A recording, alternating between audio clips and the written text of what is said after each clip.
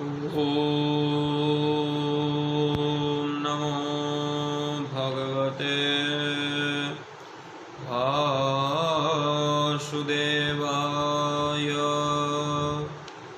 स्वस्ति श्री गणेशाय नमः। सच्चिदानन्दरूपाय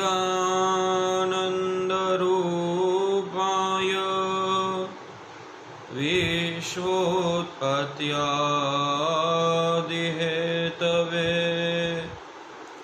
तापत्रयविनाशाय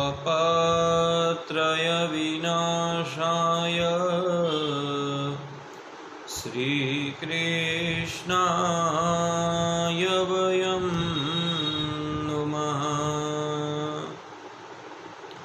वागर्धाविव सम्पृक्तौ वागर्था प्रतिपत्तये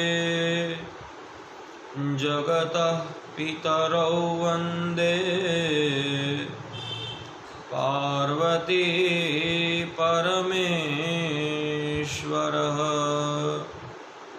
कृष्णं नारायणं वन्दे कृष्णं वन्दे व्रजप्रियं कृष्णं द्वैपायनौ वन्दे कृष्णं वन्दे पृथुसुतं। हरे कृष्ण कृष्ण कृष्ण हरे हरे, हरे राम राम राम हरे हरे। द्वैपायनो भगवान् प्रबोधात् बुद्धिस्तु पाडान्वगणात् प्रमादात्। कल्कि कले कालमलात् प्रयान्तु धर्मान् वनाये कृतवातरः।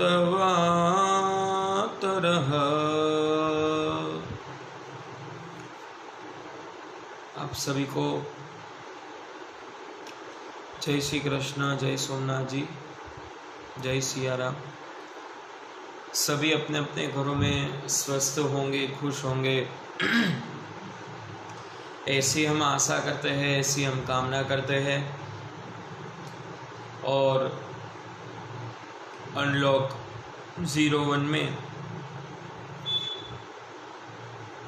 हम हमारे भगवान स्वरूपी ये जो भागवत है उसको आगे बढ़ाएंगे। कल हम सब ने देखा था कि कैसे सभी देवताओं को असुरों ने परास्त किया, क्योंकि इन पर गुरु कृपा थी। और इसलिए संसार में कहा जाता है गुरु कृपा ही केवलम।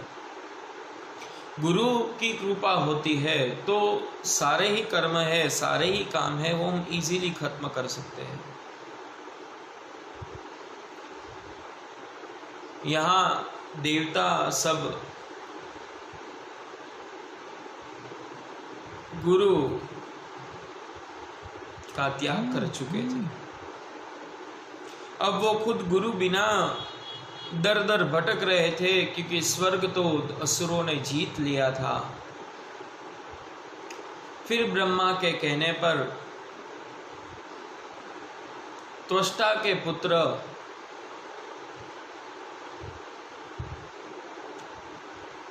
विश्वरूप के पास गए और विश्वरूप को अपना पौरोहित्यत्व स्वीकार करने को कहा, परंतु उन्होंने मना कर दिया। पर बार बार विनंती करने पर देवताओं का गुरुत्व है वो विश्व स्वरूप ने धारण किया और उनको मार्ग दिखाया कि आप नारायण कवच का पाठ कीजिए, उससे आपको विजय प्राप्त होगी।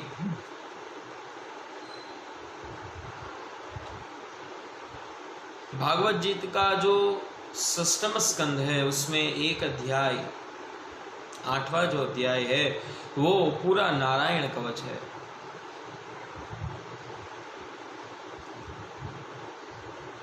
नारायण कवच, नारायण यानी विष्णु और कवच यानी बख्तर, भगवान स्वरूपी बख्तर हमें प्राप्त हो, भगवान हमारा रक्षण करे, ऐसा इसमें भाव कहा गया है।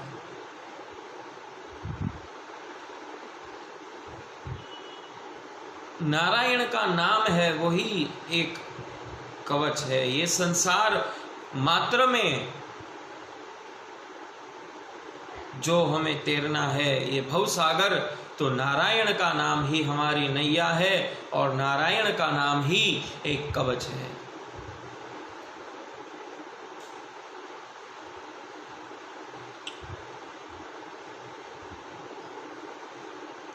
और हम सब ये संसार में जी रहे हैं। कोई ही ऐसा व्यक्ति होगा जो अजात शत्रु है, जिसके कोई शत्रु नहीं है, परंतु शत्रु तो सभी के हैं और सभी को बख्तर की आवश्यकता है। पहले के समय में जब युद्ध के लिए राजा वगैरह जाते थे तो बड़ा सा बख्तर पहनते थे कि दुश्मन का कोई भी वार उसको परास्त ना कर सके। परंतु आज के समय में ऐसा नहीं होता है। आज भी वैसे देखा जाए तो है, जो बुलेट प्रूफ जैकेट्स वगैरह हम सैनिकों को पहनाते हैं तो वो क्या है, वो एक तरह का बख्तर ही है ना। परंतु जो एक बार नारायण के नाम का बख्तर पहन लेता है, कभी उसको किसी भी प्रकार की दुविधा नहीं होती, कभी किसी भी प्रकार की उनको आपत्ति नहीं होती। भगवान नारायण का नाम है वो ऐसी ताकत है।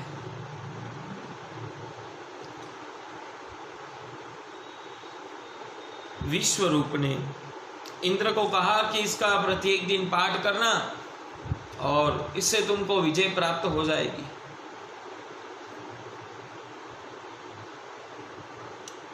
तो प्रत्येक दिन भगवान इंद्र ने नारायण कवच का पाठ किया और नारायण कवच के पाठ से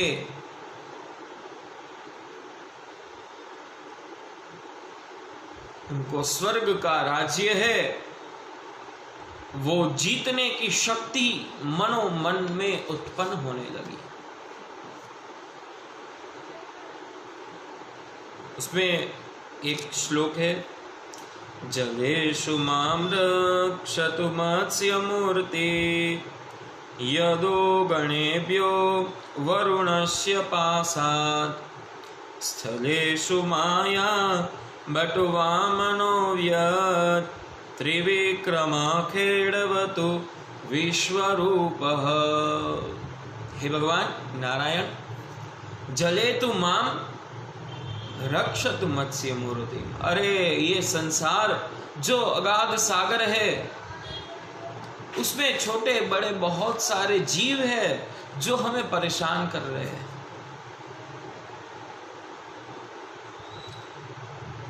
वरुण का जो पास है उसमें से ये सारे जो भी जलचर जीव है उससे प्रभु आप मत्स्य अवतार स्वरूप हमारी रक्षा करो।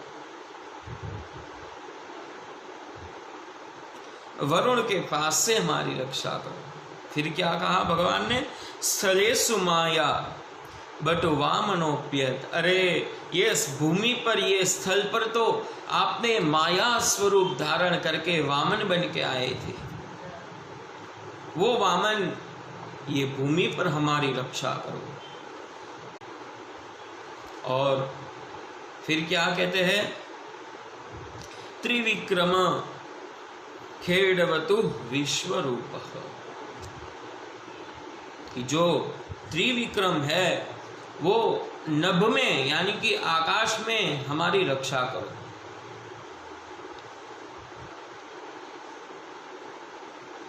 ऐसे ही भगवान विष्णु के 16 नाम है। वो 16 नाम है, जैसे वो सारे ही 16 नाम हमारी हमेशा के लिए रक्षा करते हैं। औषधे चिंतयेत विष्णु शयने च पद्मनाभ, ऐसा पूरा जो एक स्तोत्र है वो 16 मंत्र से भगवान विष्णु हमारी रक्षा करते हैं। यहाँ पे भी इंद्र की रक्षा की भगवान ने, और वापस युद्ध हुआ असुरों और दैत्यों में और देवताओं में, और वापस जीत अब इंद्र की हुई, देवताओं की जीत हुई, क्योंकि अब गुरु का आशीर्वाद उन लोगों के साथ था। जो भी अभिमान था वो अपूर्ण हो गया था, इसलिए अब गुरु की शरणागति आ गई थी।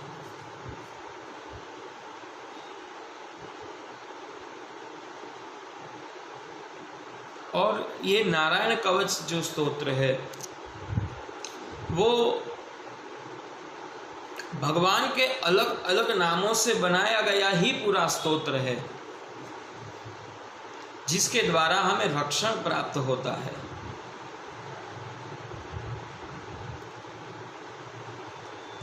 फिर एक बार विश्वरूप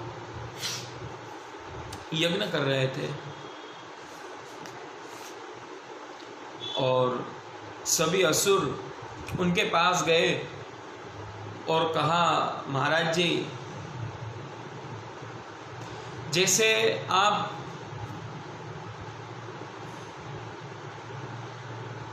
देवताओं को यज्ञ में से भाग दे रहे हैं, वैसे ही आप हमें भी यज्ञ में से भाग दीजिए।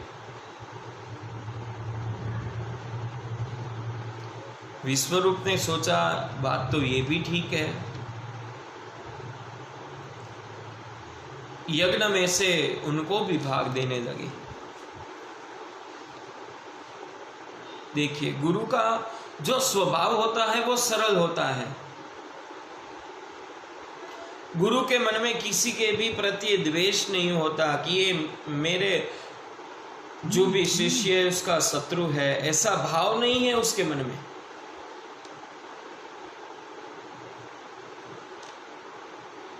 और वही उनको नारायण के स्वरूप बनाता है।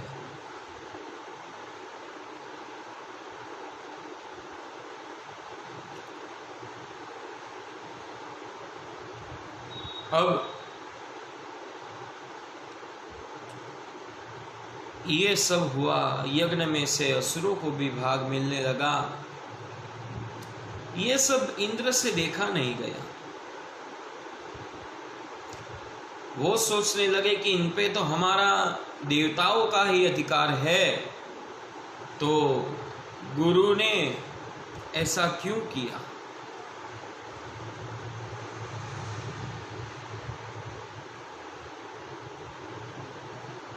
परंतु विश्वरूप की दृष्टि सम थी और इसीलिए ही विश्वरूप को विष्णु के स्वरूप भी कहा गया है। जिसकी दृष्टि में कोई भेद नहीं है वो विश्वरूप है।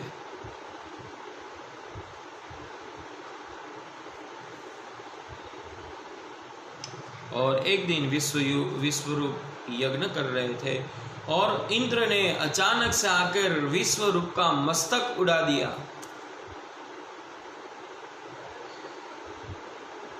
गुरु हत्या कर दी, गुरु हत्या का पाप लगा, ब्रह्म हत्या का पाप लगा। इंद्र ने वो पाप को 4 भाग में बांट लिया। एक भाग स्त्री को मिला, एक भाग वृक्ष को मिला, एक भाग पृथ्वी को मिला, और चौथा भाग है वो जल को प्राप्त हुआ।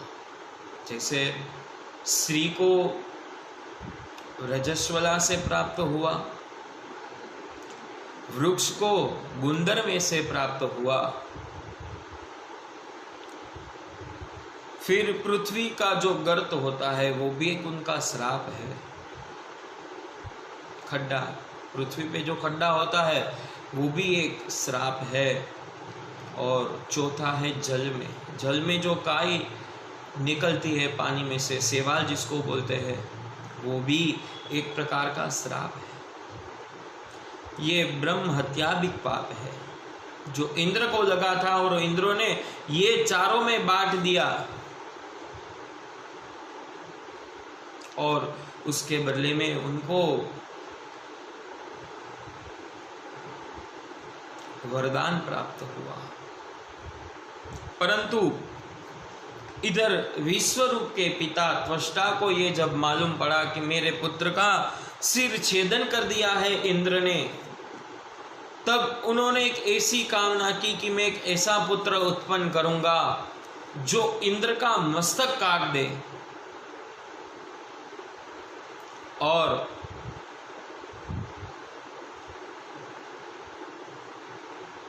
इंद्र को मेरे सामने झुका दे, ऐसा मैं पुत्र पैदा करूंगा। कामना तो यही थी, परंतु नियति को कुछ और ही मंजूर था। त्वष्टा जब यज्ञ कर रहे थे तब श्लोक बोलने में, मंत्र पढ़ने में थोड़ी सी गलती हो गई।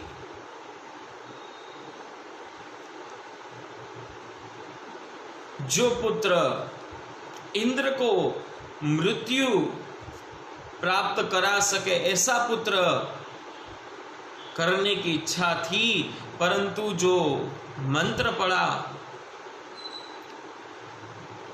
गलती तो छोटी सी हुई थी परंतु उसका परिणाम बहुत बुरा हुआ। उन्होंने जो मंत्र पढ़ा त्वष्टा ने, उसका अर्थ ये हुआ कि इंद्र के हाथों मरने वाला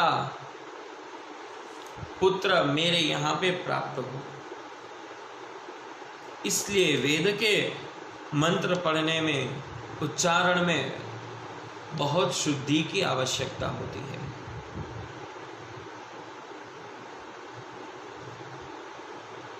फिर यज्ञ पूर्ण हुआ और यज्ञ की ज्वालाओं में से एक असुर प्रकट हुआ जिसको त्वष्टा ने वृत्रासुर नाम दिया। और वृत्रासुर ने अपनी पूरी राक्षसों की सेना इकट्ठा की इंद्र को मारने के लिए और स्वर्गलोक पे चढ़ाई की। स्वर्गलोक में चढ़ाई तो कर दी, देवताओं ने सारे ही जो भी हथियार थे, शस्त्र थे, अस्त्र थे, वो सारे ही निकल गया, उसको कुछ नहीं हुआ। त्वष्टा देख कर बहुत खुश हो गया, कब तो इंद्र की मृत्यु निश्चित है।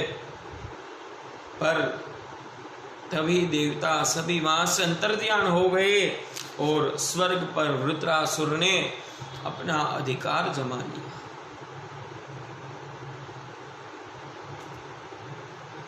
तो